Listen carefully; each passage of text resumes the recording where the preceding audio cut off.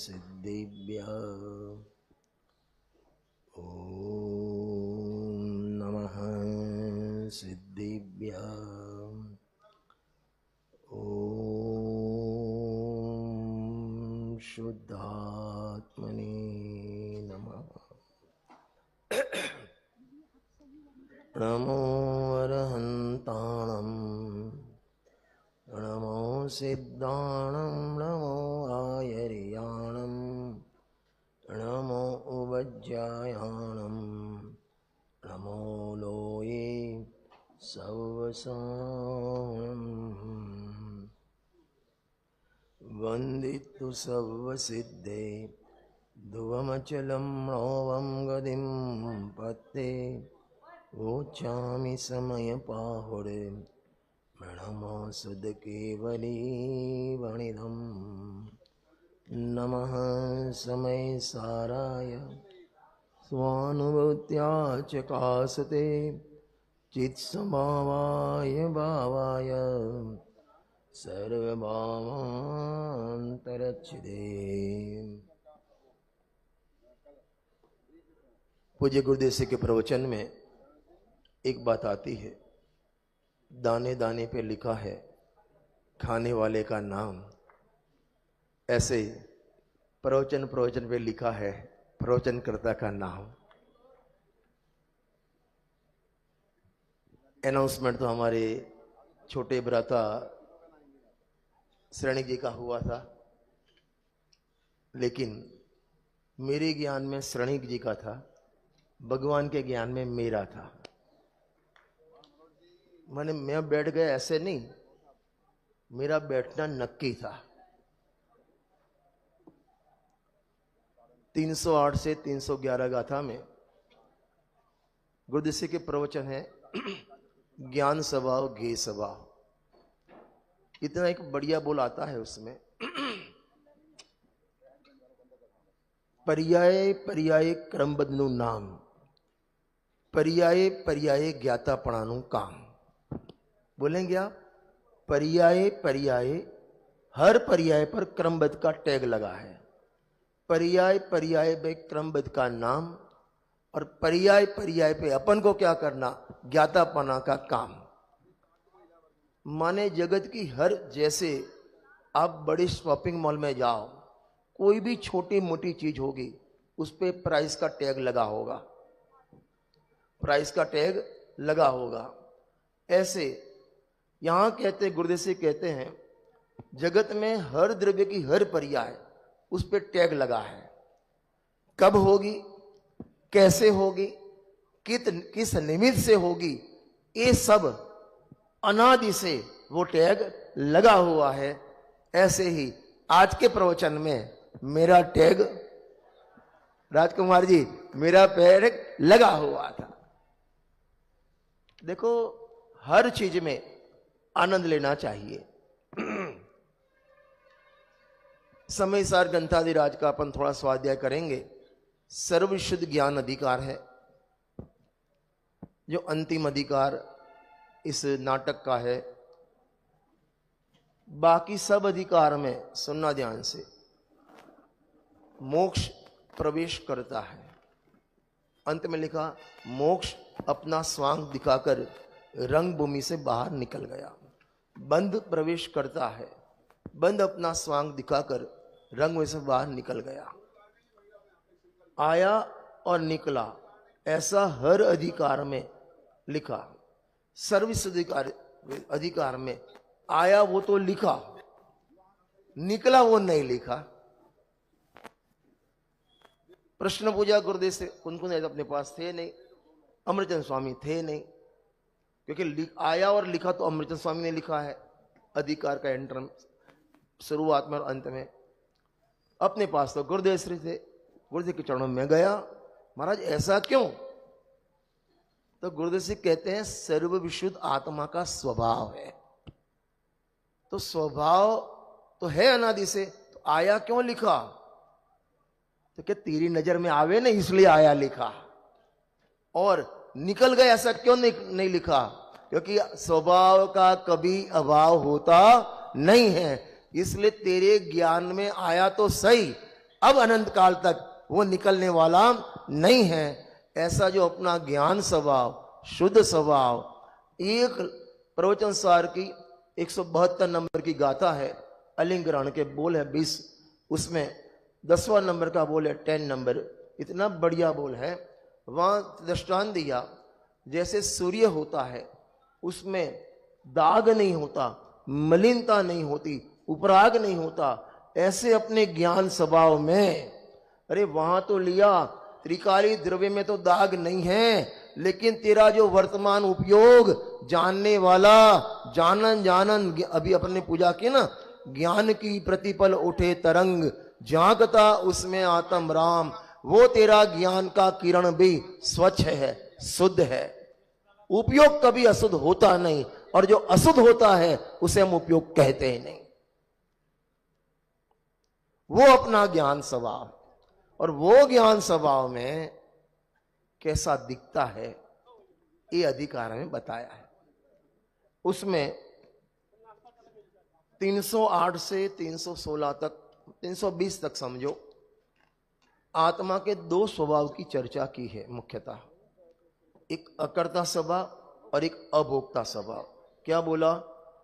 एक अकर्ता स्वभाव, एक अभोक्ता स्वभाव। देखो अपन रसोई बनाते हैं ना, जो क्वांटिटी बढ़ जाती है ना तो शुद्धता डाउन होती है। 5, 50, 100 लोग में परम शुद्ध संभल पाएगा, 5000 लोग में परम शुद्ध संभल पाए नहीं। माने पब्लिक बढ़ी तो शुद्धता घटी।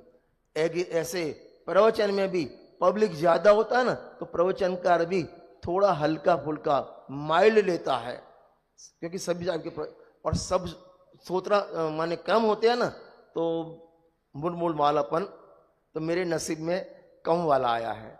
चलो, एक गुरुदेव से एक बात मैंने बंबई में आज से लगभग 20 साल पहले बोली थी, अभी मेरे को वो याद है। जवीरी बाजार में 10 लक्षण के बाद एकम के दिन मेरा प्रवचन था।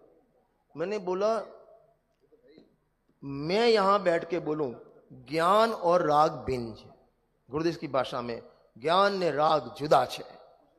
एक आप वही सेंटेंस गुरुदेव का सुनो और वही सेंटेंस मेरे या कोई वक्ता से मुख से सुनो, दोनों के फीलिंग में आपको कोई फर्क आएगा कि नहीं आएगा?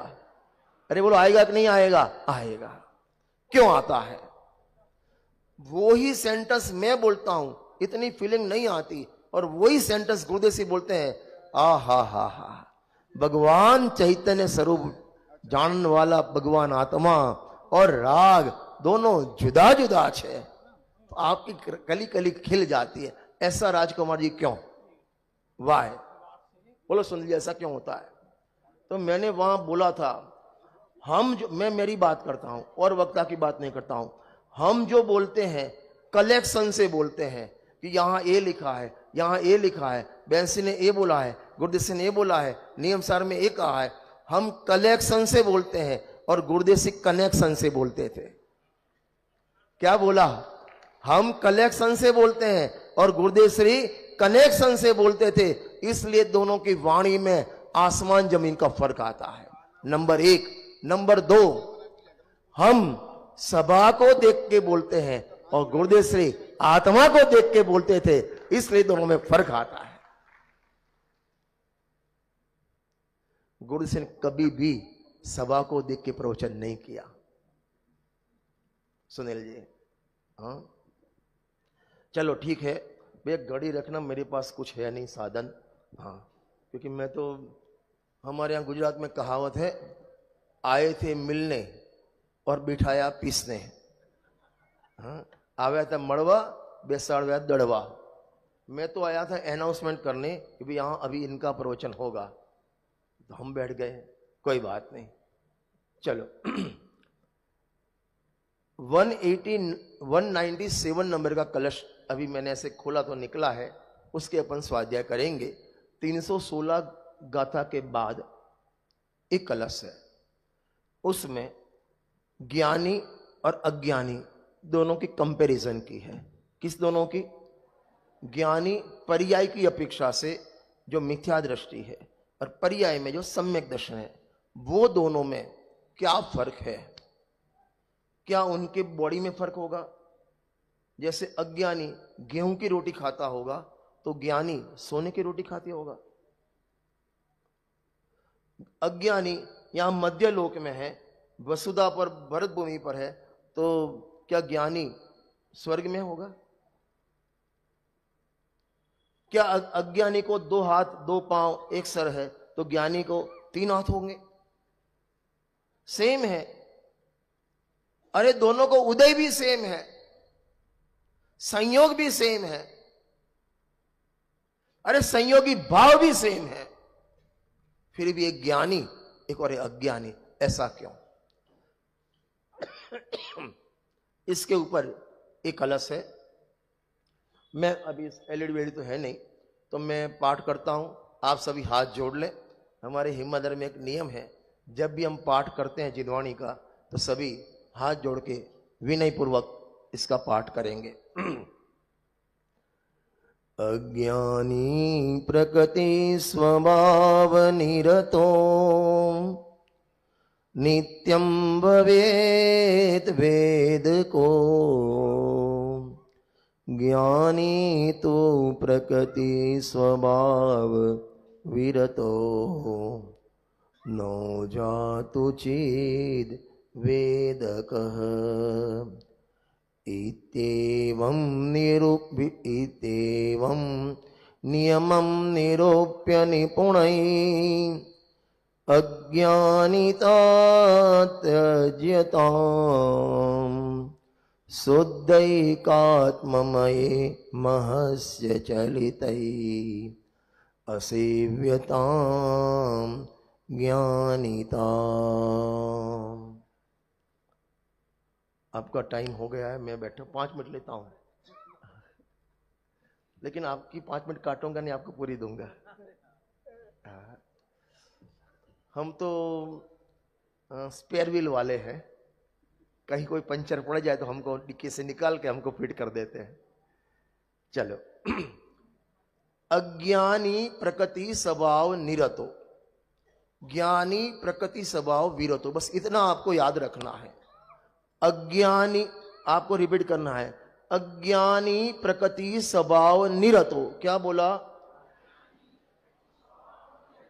ज्ञानी प्रकृति स्वभाव विरतो। फिर से, अज्ञानी प्रकृति स्वभाव निरतो, ज्ञानी प्रकृति स्वभाव विरतो। दोनों में एक शब्द कॉमन आया। कौन सा कॉमन आया? कौन सा कॉमन? एक तो ज्ञानी अज्ञानी, एक निरत एक विरत, बीच में कॉमन शब्द आया। केतन भाई कौन सा? प्रकृति स्वभाव। ये प्रकृति स्वभाव क्या होगा? प्रकृति माने कर्म, प्रकृति माने कर्म, और स्वभाव माने कर्म का परिणमन। कर्म 2 प्रकार के, गाति और अगाति। अगाति के निमित्त से संयोग वियोग होता है, और गाति के निमित्त से परिणाम में विकार आदि, तो अपन मेन विकार आदि लेते हैं, वो होता है। बराबर है? अभी प्रकृति स्वभाव माने कर्म और कर्म का उदय, ज्ञानी हो, ज्ञानी को है कि अज्ञानी को है? अरे किसको है? दोनों को है। दोनों को प्रकृति स्वभाव है, दोनों को प्रकृति स्वभाव है, फिर भी एक ज्ञानी एक अज्ञानी।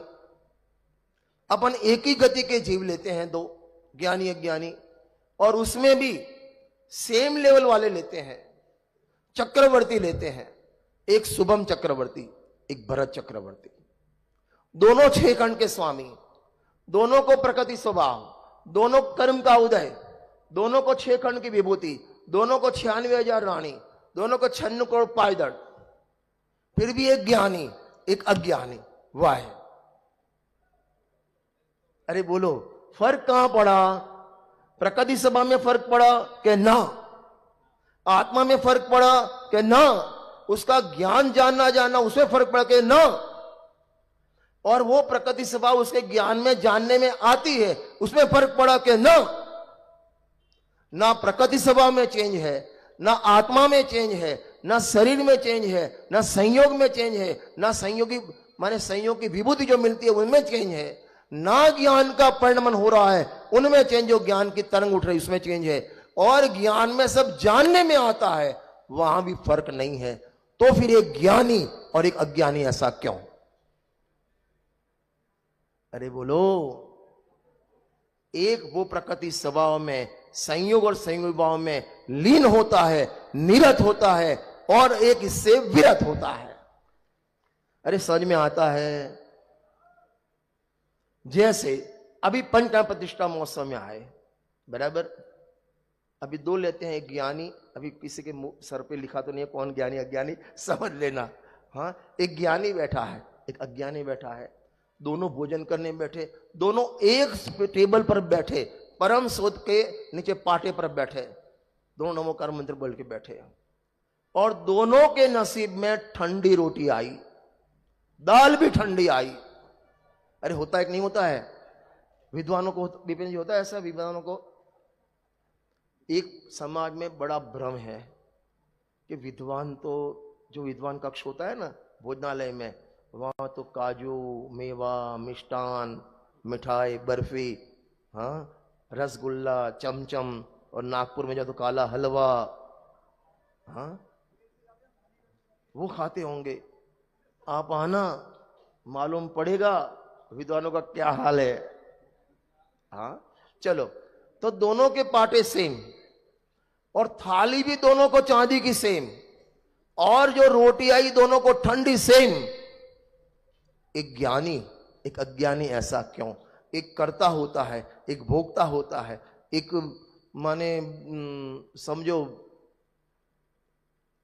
तो इसको ऐसे कह सकते अपन, ज्ञानी करे वो सब सही, और अज्ञानी करे, हाँ, तुम्हारा खून खून, अज्ञानी ऐसा बोल सकते, तुम्हारा खून खून, हमारा खून पानी, तुम करो तो रासलीला, हम करें तो कैरेक्टर ढीला, ऐसे होगा? क्यों फर्क पड़ा? ये नीरत और विरत, ये नीरत विरत क्या होता है? ये नीरत विरत क्या होता है? संयोग भी है, संयोगी भाव भी है, लेकिन ज्ञानी धर्मात्मा वो होने पर भी अपने आत्मा को हर समय ज्ञान को ऊर्ध्व रखता है, चैतन्य को ऊर्ध्व रखता है। वो सब होने पर भी उसके ज्ञान में दब जाते हैं, माने है तो भी, नहीं है तो भी उसको कोई फर्क पड़ता नहीं है, मात्र जानने वाला रहता है, उसका नाम वो वहां से विरत है, माने उसका उपयोग वहां से हट गया है। और ज्ञानी आत्मा होने पर भी आत्मा से विरत है, आत्मा में उपयोग लगाता नहीं, और परद्रव्य के भाव, संयोगी भाव, उसमें अपना उपयोग लगाकर वही अपनापन मान लेता है। जो मोक्ष प्रकाशक ग्रंथ में पंडित जी ने जीव जीव अधिकार के माने चौथे अधिकार में जीव जीव तत्व का अन्य स्वरूप बताया, उसमें अंतिम बोल लिखा, इस जीव को अनादि से इंद्रिय ज्ञान है, इंद्रिय ज्ञान रूपी पदार्थ को ही जानता है, मूर्ति को ही जानता है, और आत्मा अमूर्तिक है, तो इंद्रिय ज्ञान में जानने में आता नहीं, और आत्मा का स्वभाव है कहीं ना कहीं अहम करे ही करे, तो जो जानने में आया उसमें अहम कर लेता है। संयोग ज्ञान में आया तो माने टोलमजी भाषा में बोलो ना, प्रात पर्याय में तन्मय, जहां है वहां खुश हो जाता है। तो अज्ञानी प्रकृति स्वभाव निरतो, उसमें लीन होता है, नित्यम भवेत वेद को, इसलिए हर समय नित्य वो कसाय का दुख का वेदन करता है। और ज्ञानी तो प्रकृति स्वभाव विरतो, वो सब होने पर भी उससे हट गया है। नो जातोचित वेदक, राग होने पर भी, कसाय होने पर भी, दुख होने पर भी, अरे पर्याय में राग की भट्टी होने पर भी उसका वेदन करता नहीं। हर समय संयोग के काल में, जब अपनी छठी गाथा पहले दिन चली थी कि ज्ञाकार अवस्था में भी ज्ञायक जानने में आता है, वो जब उपयोग अंतर में होता है तब तो वो ज्ञान का अनुभव करता है, लेकिन जब उपयोग बार ज्ञाकार में आता है तब ज्ञाकार ज्ञान में ना ज्ञेय का उसको स्वाद है, ना ज्ञाकार ज्ञान का स्वाद है, उस समय भी उसको ज्ञान का स्वाद आता है। इसलिए रागादि भाव होने पर भी, संयोग होने पर भी उसका कर्ता भोक्ता होता नहीं है, हमेशा वो अकर्ता ज्ञायक भाव में लीन रहता है, ज्ञान में, आनंद में केली करता हुआ मोक्ष मार्ग में आगे बढ़ता है। हम भी ऐसे सीखे, संयोग हो तो हो, संयोगी भाव हो तो हो, लेकिन उस समय उसमें लीन नहीं होवे, उसका ज्ञाता दृष्टा रहवे, और ज्ञान में ज्ञान का स्वाद लेवे तो प्रतिष्ठा अपनी सफल होगी।